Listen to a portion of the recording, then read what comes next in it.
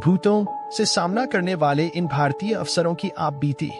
अगर आप उस तरह के शख्स हैं जो घर पर अकेले होने पर भूत प्रेतों के बारे में गूगल पर सर्च तक करने की हिम्मत नहीं करते हैं, या अगर रात में अचानक एक चाकू के गिरने की आवाज से भी आपकी घिघी बंध जाती है, कोई चीज हिलने पर आपको भूत प्रेतों का डर सताने लगता है और पूरी रात भर सो नहीं पाते हैं, तो फिर आप आगे इस आर्टिकल को ना ही पढ़ें, क्योंकि रियल लाइफ की ये पैरानॉर्मल एक्टिविटीज आपकी नींद कई रातों के लिए उड़ा सकती हैं।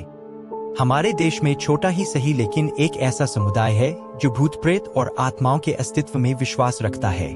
कुछ लोग आज भी मानते हैं कि मानव जीवन से परे कुछ ऐसी शक्तियां हैं जो अस्तित्व में होती हैं। जो लोग ऐसी चीजों में यकीन रखते हैं वे भूतों और आत्माओं के साथ कई बार संवाद करने की भी कोशिश करते हैं। यहाँ तक कि आप भले ही भूत प्रेत में यकीन करें या ना करें, लेकिन पैरानॉर्मल घटनाओं में विश्वास रखने वाले आपको सलाह देते हैं कि आप उनका भूलकर भी मजाक नहीं उड़ाएं। भारत में कई पेशेवर पैरानॉर्मल इन्वेस्टिगेटर्स हैं जिन्होंने भूतों प्रेतों का साक्षात्कार करने का दावा किया है। इन जांचकर्ताओं ने कई वर्षों तक इस क्षेत्र में अध्ययन करने के बाद कई हैरान करने वाली कहानियां शेयर की हैं। इंडियन पैरानॉर्मल टीम के अक्षय स्थलेकर दावा करते हैं कि वह पिछले 8 सालों से पैरानॉर्मल घटनाओं की जांच कर रहे हैं। स्थलेकर की टीम पुणे और लोनावाला में नियमित तौर पर घोस्ट वॉक का आयोजन करती है। इस वॉक का मकसद रोजाना ऐसी भूतिही जगहों के रात में चक्कर लगाकर कुछ आत्माओं या भूत प्रेत के कृत्यों को कैमरे में कैद करना होता है। मुंबई के सुदूर इलाके में स्थित लोनावाला मानसून और सर्दियों में कपल्स के लिए तो स्वर्ग तो है ही, लेकिन इससे भूत प्रेतों की खौफनाक कहानियों से भी गहरा नाता रहा है। लोनावाला की पहाड़ियों में एक ऐसी ही घोस्ट वॉक के दौरान स्थलेकर को कुछ ऐसा नजर आया जो किसी भी तरह की वैज्ञानिक व्याख्या से बाहर था। स्थलेकर जब अपनी टीम के साथ राउंड पर थे तभी उनकी कार पर 2 बार तेजी से नॉक हुआ और उसी के बाद उनकी कार अचानक से हिल गई। यह एक मध्य रात्रि थी। रात में हवा चल रही थी। स्थलेकर और उनकी टीम के 4 लोग एक छोटी कार में यात्रा कर रहे थे और सिगरेट पीने के लिए कार से बाहर निकले थे। टीम उसी जगह पर थी जहां पर दिन में काफी लोग घूमने आते हैं।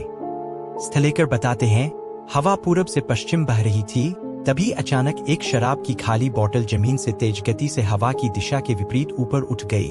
उनकी टीम को लगा कि कुछ अप्राकृतिक या पैरानॉर्मल एक्टिविटी हो रही है। इस समय तक स्थलेकर और उनके दोस्त कार में अंदर आ गए थे। जल्द ही उनकी कार के शीशे पर 2 बार तेजी से नॉक की आवाज सुनाई दी, जबकि वहां पर कोई नहीं था। तभी कार अचानक से इतनी तेजी से हिली जैसे कार ना हो कोई तिनका बिस्किट। हम लोग बैठ गए और अपनी डिवाइसों को जल्दी से ऑन कर लिया जो आत्माओं के होने का संकेत देती हैं। मशीनें लगातार ब्लिंक कर रही थी। इस टीम के दावे के मुताबिक उन्होंने एक ऐप का भी इस्तेमाल भी किया जिसे अमेरिकियों ने विकसित किया था। इस ऐप के जरिए पैरानॉर्मल गतिविधियों की भी आवाज रिकॉर्ड होती है। स्थलेकर ने बताया था, इस रिकॉर्डर में मराठी में बोलती हुई एक महिला की आवाज आ रही थी, लेकिन यह आवाज बहुत ही रफ और खराब थी। स्थलेकर ने कहा कि वह उससे कुछ और सवाल पूछना चाहते हैं, क्या वह मुक्ति पाना चाहती हैं, लेकिन फिर वह गायब हो गई। थोड़ी देर तक डरावनी आवाजें आती रही और कुछ मिनटों के बाद जाकर सब कुछ सामान्य हुआ। बेंगलुरु की एक महिला जिसका एक हिस्सा दूसरे हिस्से से 6 इंच लंबा था। टीम पेंटिकल के डायरेक्टर और lead investigator doctor Rahul Kumar ने मेडिसिन की पढ़ाई की और पैरानॉर्मल इन्वेस्टिगेटर बनने से पहले अपनी डिग्री भी ली थी। वह अपना ही एक अनुभव बताते हैं। कई लोगों की तरह वह भी भूतों और प्रेतों में यकीन नहीं रखते थे। उनकी लाइफ में साइंस के अलावा कुछ और नहीं था जिस पर उनका विश्वास रहा हो। हालांकि कुमार और उनके दोस्तों की एक हैलोवीन पार्टी के बाद उनके साथ कुछ ऐसा हुआ जिससे उनका पूरा का पूरा नजरिया बदल गया। कुमार बताते हैं, 2007 में उनके कुछ दोस्त ओइजा बोर्ड का इस्तेमाल करना चाहते थे। हमने लगातार 6 बार ओजा सेशन किए, लेकिन उस दिन कुछ नहीं हुआ।